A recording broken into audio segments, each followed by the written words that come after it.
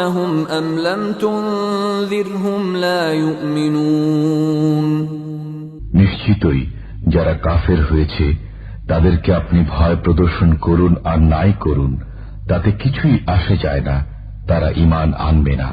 ختم الله على قلوبهم وعلى سمعهم وعلى أبصارهم غشاوة ولهم عذاب عظيم আল্লাহ তাদের অন্তঃকরণ এবং তাদের কানসমূহ বন্ধ করে দিয়েছেন, আর তাদের চোখসমূহ পর্দায় ঢেকে দিয়েছেন, আর তাদের জন্য রয়েছে